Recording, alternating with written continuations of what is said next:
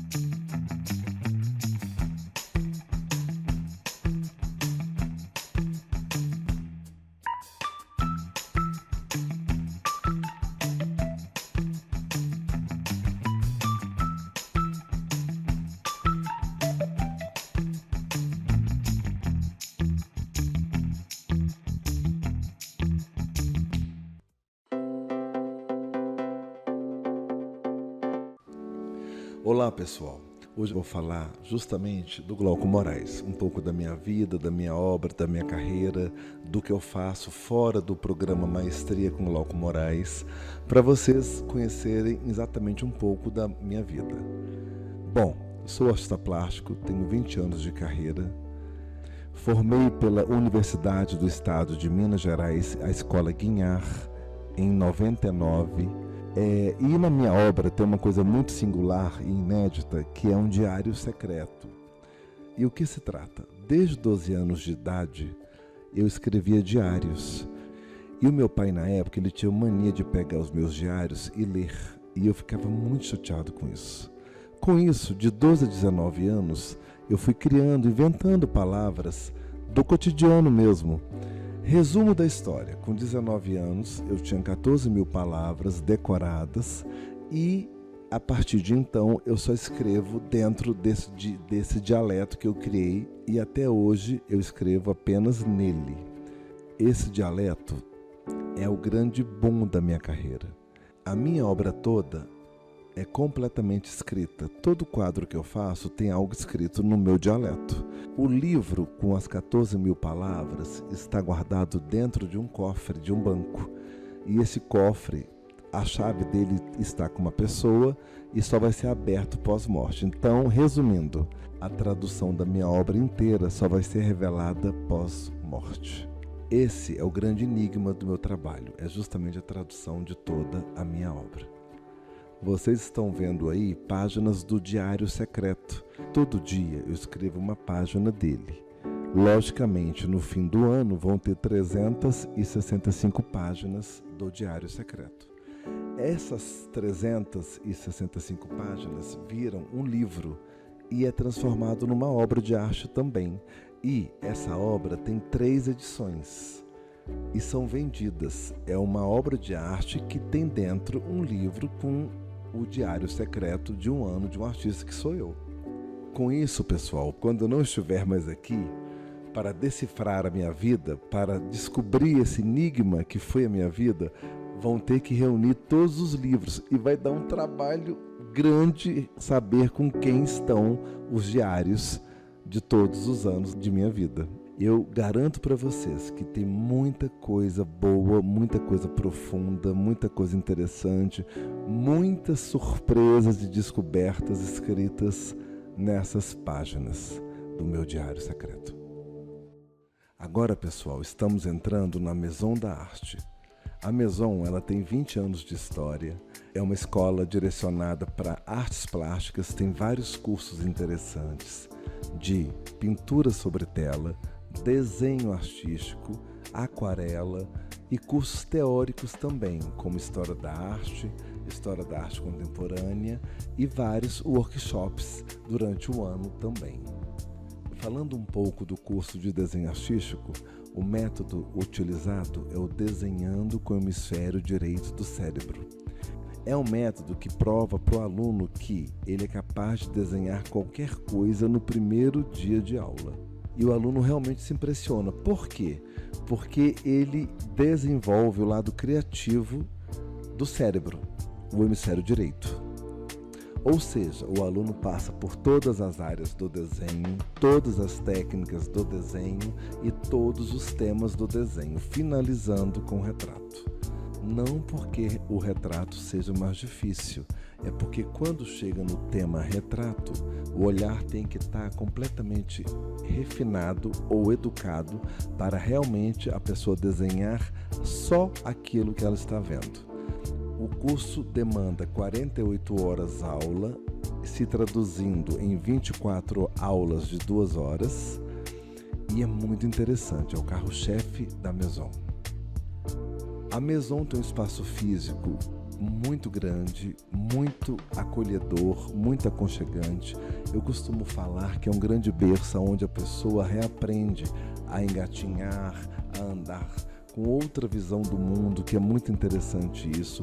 É onde o aluno se desconecta do lado racional da vida e entra no mundo da criatividade, no mundo da criação, que é um mundo muito interessante de se conhecer. Então, você que deseja desenvolver o seu lado criativo, procure a Maison Escola de Artes Plásticas. Oi pessoal, bem-vindo a mais um Maestria e Você. Primeiramente, eu queria agradecer o feedback que eu tive de vocês nos programas passados. Fico muito feliz em saber que, de uma certa forma, eu consegui ajudar um pouco cada um de vocês. Muito obrigado de coração, ok? A pergunta de hoje é de um telespectador, Daniel. Vamos lá.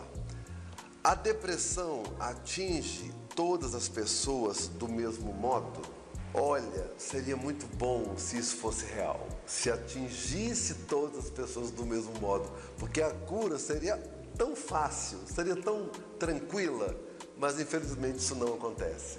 Até porque a depressão é uma doença subjetiva, ou seja, ela se diferencia das outras doenças porque o caminho de cura provém de várias ramificações.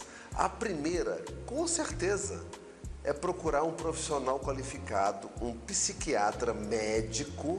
Eu tô frisando isso porque muitas pessoas confundem, acham que psiquiatra, psicólogo, psicanalista ou qualquer tipo de terapeuta são parecidos, e não são. O psicólogo, ele vai tratar de uma parte X da sua vida, de um momento da sua vida que você não está bem. Ele vai te ajudar a te guiar.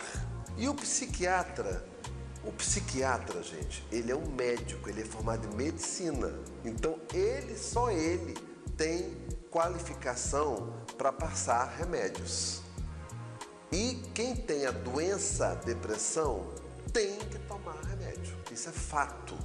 É muito difícil você curar de uma depressão em qualquer grau sem um antidepressivo, sem um ansiolítico. Aí depende de cada caso. É por isso que ela não atinge as pessoas da mesma forma. Cada um é um. Até porque tem a questão genética, tem a questão crônica e tem a questão pessoal da vida de cada um. Às vezes, um certo problema sério não me atinge tanto como atinge a outra pessoa. A tristeza é um fato na vida. Todo mundo vai ficar triste um dia. E o que é tristeza?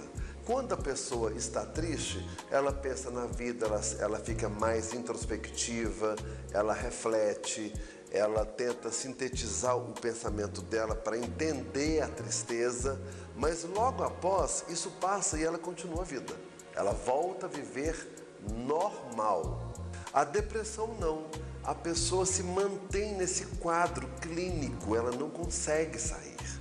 Porque geralmente quem está deprimido não sabe o motivo da sua tristeza. É uma doença. O cérebro está doente, ele fica doente. E ele tem direito de ficar doente, porque todos os nossos órgãos do corpo, eles falam, o corpo fala. E a depressão é isso.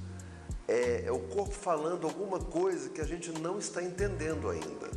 E a pessoa, quando está deprimida, ela entra numa vibração, numa sintonia que, primeiro, não é saudável para ela e nem para as pessoas que rodeiam ela. Mas por que ela entra nessa sintonia, nesse campo vibratório? Porque a depressão, a primeira coisa que ela atinge é o desejo. Que eu falei já no primeiro programa, ou no segundo, não lembro, que o desejo é o que faz você levantar da cama e enfrentar um dia de vida. Essa pulsão do desejo de querer alguma coisa ou querer alguém. Você quer um emprego, você quer um carro, você quer um novo namorado, uma nova namorada, você quer viajar, você quer conhecer a Europa. Esse é o desejo. Eu estou dando exemplos materiais e físicos também para vocês entenderem. E esse desejo que nos mantém vivos. Freud falava que o ser humano só para de desejar quando ele morre. E o que é depressão? É a morte em vida, é a falta do desejo. Agora, a principal cura, um dos caminhos da cura é você querer sair desse quadro. Sem dúvida, tem que procurar um psiquiatra qualificado, de preferência que seja psicoterapeuta, porque ele vai conversar com você também, mas ele tem que passar um remédio. E hoje em dia, a família de remédios novos é muito grande. E, logicamente, a dosagem do remédio, ele modifica também para cada pessoa.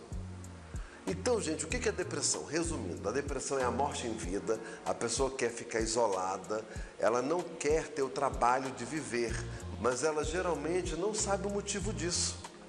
E a vida, viver, dá muito trabalho. O cotidiano, pessoal, ele dá trabalho de verdade. E a vida, infelizmente, ela é cotidiano. Por quê? A felicidade são momentos de vida. Ninguém é feliz 24 horas, isso não existe, entendeu? Eu posso ter uma personalidade alegre, mas a felicidade ela provém de momentos com os amigos, com o trabalho, com o social, com a família, enfim, são momentos de vida. Ela não perdura, ela não é perene a felicidade. Então, voltando à pergunta do Daniel, a depressão ela atinge as pessoas de forma diferente, cada um é um. O principal é querer sair, é querer viver, é sair desse quadro mental de morte em vida, de falta de desejo, é lutar contra você mesmo e ter certeza que você dá conta. Então, a principal receita é você saber se conhecer, saber qual que é o seu prazer na vida, o seu hobby, e mergulhar nele. E outro ponto que é principal, existe um grande preconceito, principalmente do que rodeia a pessoa, dos amigos, sobre psiquiatra. Aí as pessoas falam assim, nossa, psiquiatra é médico de louco. Não é. Então, primeiro, descarte esse preconceito seu e da sua família e dos seus amigos. Pense em você. Lembre-se de uma frase que eu vou falar agora e ela é essencial para a vida. A base da saúde mental é o egoísmo no bom sentido. O ser humano tem que pensar nele primeiro para poder ajudar os outros. Quando você pega um avião, quando a comissária de bordo ela faz aquela demonstração, ela não fala, olha gente, se por um acaso acontecer qualquer coisa com o voo, você primeiro põe a máscara em você para depois pôr no outro, concorda? Então você tem que estar bem para tratar do outro. É o que eu falei no programa passado. Nunca se prejudique, nunca deixe ninguém te prejudicar. Se possível, nunca prejudique ninguém e, se possível, ajude alguém. Vou pegar a quarta frase. Se possível, ajude alguém. Isso é muito bom, gente, porque olha, dessa vida, a única coisa que nós levamos é a gratidão do próximo. Isso é muito importante e não tem preço. Pensem nisso. Então, Daniel, finalizando a sua pergunta, realmente a depressão ela não atinge as pessoas da mesma forma. Pessoal, espero que eu tenha ajudado com essa oratória simples. Lembrando mais uma vez, é uma opinião minha de uma vivência que eu tenho. E tem um ditado que fala que só sabe da festa quem veio dela. E essa festa, eu garanto, eu já frequentei. E eu sei o quanto que ela é pesada. Não é saudável. Que eu garanto que viver vale a pena. Viver é muito bom. E se ocupar com algum problema, é perder tempo. A Mônica fez uma pergunta bem interessante. Tenho 4 filhos e sempre fui dona de casa. O último saiu de casa agora. Estou muito triste. O que faço? Nossa, Mônica, é terrível, né? Síndrome do ninho vazio. Isso é terrível. É normal, mas é terrível. Bom, o que é... Vamos falar do dia. Vamos pegar o dia, ele tem 24 horas. Você provavelmente dorme de 6 a 8 horas. Ou vamos pôr 6 horas. Ou seja, 6, 12, 18, 24. No mínimo, você dorme 1/4 da sua vida, dormindo. Tem pessoas que dormem 8 horas, perdem 1/3 da vida dormindo. Perdem não, porque dormir é saúde também, né? Bom, sobram 16 horas ou 18. Aí você trabalha 8 horas, que é o padrão, né? Ou seja, é 1/3 da vida trabalhando. No caso da Mônica, ela foi dona de casa, ou seja, o trabalho dela foi ser dona de casa.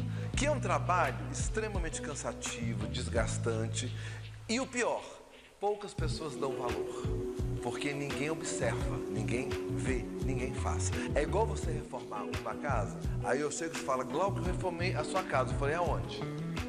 Ah, eu troquei toda a fiação e toda a encanação. É uma reforma que ninguém vê, mas é a pior reforma e a mais importante, mas ninguém vê. É a dona de casa. É o trabalho cotidiano, maçante, que ninguém vê.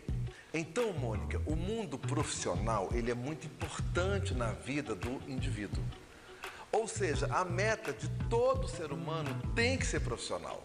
A linha profissional encaixa a família, os filhos, o social, o lado afetivo e no final, que é o caso, quando você aposenta, você se sente útil para o mundo. Por que a dona de casa não se sente tão útil para o mundo? Porque ninguém deu valor. A família dela geralmente não dá valor no trabalho que ela faz. Aí o último filho sai de casa e vem essa tristeza, essa angústia que dá no meio do pulmão. E o que eu faço agora? Porque você vai arrumar casa para quem? Você vai cozinhar para quem? Então, qual o conselho que eu te dou? Criar um novo mundo. A vida é uma eterna readaptação. Então, você tem que resgatar esse mundo que ficou lá atrás. E ele é o quê? É os seus amigos, é o seu social, principalmente social. É sair aonde você gosta de ir no cinema, ir no teatro com as amigas, fazer encontros em casa. É criar um mundo sem os seus filhos. Eles fazem parte da sua vida e fazem parte do seu mundo ainda. Claro que o tempo disso é muito menor. Eles não moram mais com você. Então, Mônica, é resgatar esse mundo que ficou perdido lá atrás. Cria um novo mundo, faça novos amigos, vê o que você gosta de fazer. A Mônica, esquece os outros agora, pense em você. Lembre-se do que eu vivo falando.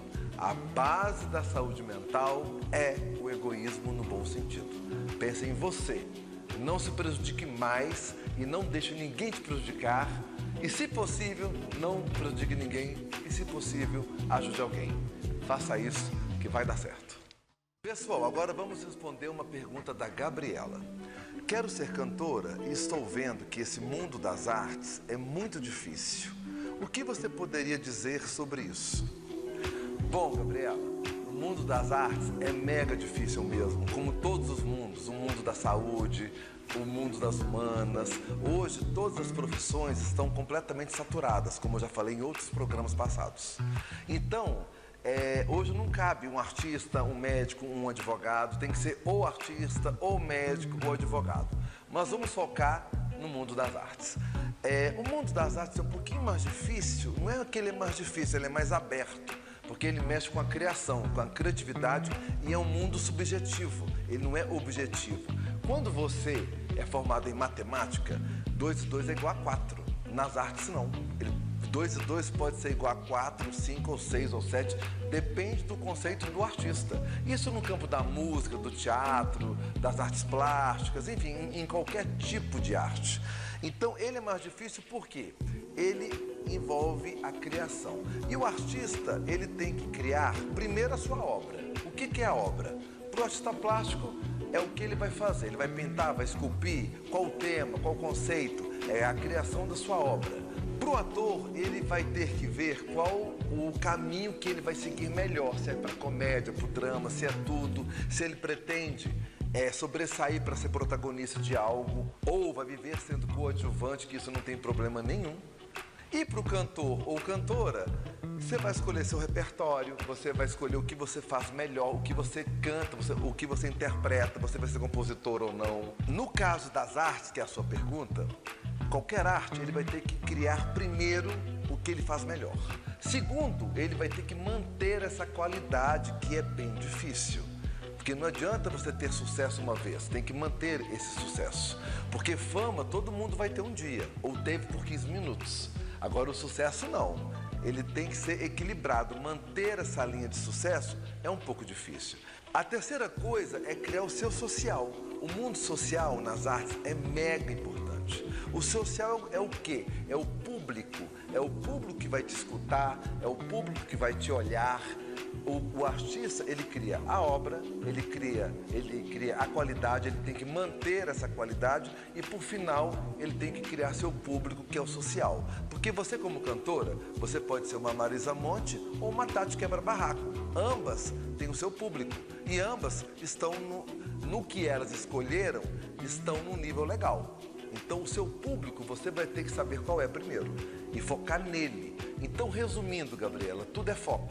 É foco. É difícil? É, mas toda profissão hoje, ela é difícil. Então, mantenha o foco e você vai guardar uma palavrinha que é mais importante que o talento que você tem. Persistência. E a persistência, ela vai imperar na sua profissão, porque vão ter barreiras que você vai desanimar, como toda profissão tem. Eu desconheço uma pessoa que faça uma faculdade e não queira trancar por um momento ou dois durante esse caminho. Então a persistência é tudo, ok, Gabriela? E vai em frente que você vai dar certo. Agora uma pergunta do Roberto. Quero trocar de emprego, queria saber qual será a profissão do futuro. Qual o segredo de ter sucesso profissional? Nossa, que pergunta cabulosa essa, né? Primeiro, eu não entendi muito bem a pergunta ou entendi mais do que eu devia entender. Bom, quero trocar de emprego. Tem que ter cuidado com isso, trocar de emprego. Você quer trocar de profissão ou de emprego?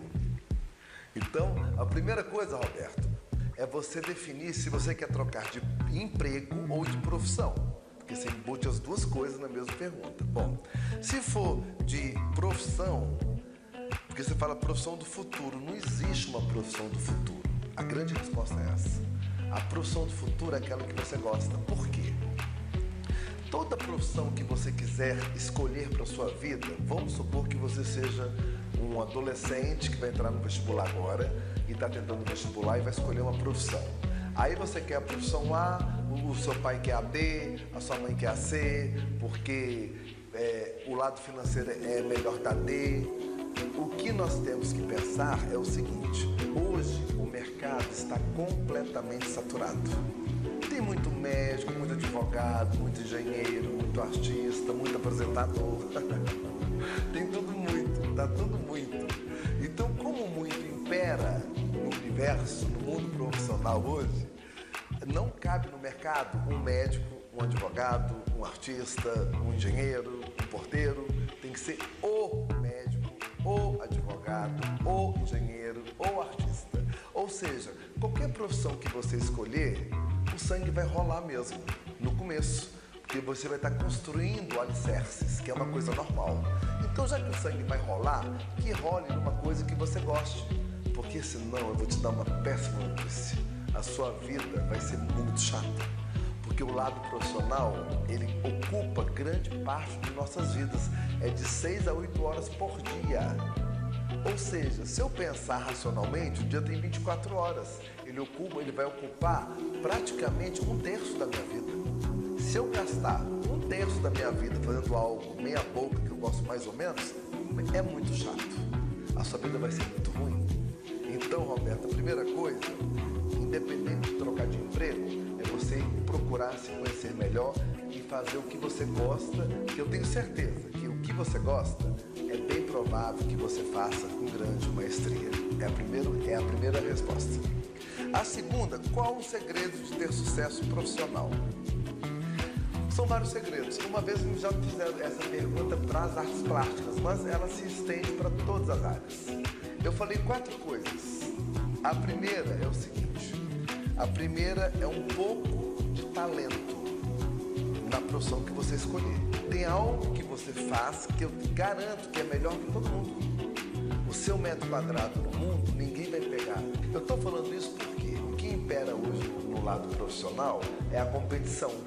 Em todas as profissões, um quer ser melhor que o outro e quer derrubar o outro, quer competir com o outro. E a gente competir é muito ruim. Por uma coisa profissional ser próspera, a gente não pode competir, tem que cooperar, não competir. Então, Roberto, a primeira coisa que eu falei é um pouco de talento. Vai ter algo que você faz que é melhor que todo mundo. E você vai descobrir isso. A segunda coisa é o tempo. Mas não é o tempo físico, é o tempo da sua experiência. Com pouco tempo, você já vai saber o que, dentro dessa área que você escolheu, o que você não faz tão bem. Então, não perca tempo com o que você não faz tão bem. Perca tempo com o que você faz bem para fazer ótimo. Porque o lado profissional, ele pede uma excelência para você sobressair, ele pede um que a mais. A terceira coisa é a principal, é a vitrine social. Por quê? O social é muito importante na vida profissional. Não adianta você ser um bom cantor, cantar maravilhosamente bem e ninguém te escutar. Não adianta nada. Não adianta eu, como artista plástico, pintar super bem e ir fazer uma exposição, ninguém me vê. Eu tenho que me expor. É como se eu estivesse pegando a minha pele, esticando na parede. Estou me expondo. Eu tenho que estar pendurado num cabide, numa vitrine social, para o mundo olhar. Então, o lado social é um dos mais importantes. E o quarto passo é o investimento inicial que toda profissão, vai pedir. Você tem esse investimento para ser feito na sua profissão que você escolheu. Mas volta a falar, Roberto, o principal, faça o que você ame, ou pelo menos o que você gosta. Porque senão sua vida vai ser muito chata. O lado profissional, ele ocupa muito tempo da vida e quando nós fazemos o que gostamos, fazemos muito melhor do que qualquer pessoa, ok? Então é isso, pessoal. Hoje o Maestria e Você acabou. Infelizmente acabou, né, pessoal? Mas no próximo sábado estarei aqui no mesmo horário, no mesmo canal. Pessoal, não se esqueçam de seguir nossas redes sociais e seguir nosso canal no YouTube, Maestria com Glauco. E falando agora da nossa patrocinadora Alka Cosméticos, eu queria deixar um recado para vocês. Pessoal, a Selma me mandou alguns produtos da Alka e eu estou testando, eu estou amando. Aqui eu estou com shampoo, mas tem vários produtos. E você que tem um salão de beleza e quer ser um distribuidor da Alka Cosméticos, é só entrar em contato com a Selma nesse Instagram aqui embaixo. Ok, pessoal? E os produtos é de extrema excelência. Alka Cosméticos, porque excelência nunca sai de moda. Pessoal, tenham um ótimo fim de semana e até o próximo Maestria com Glauco.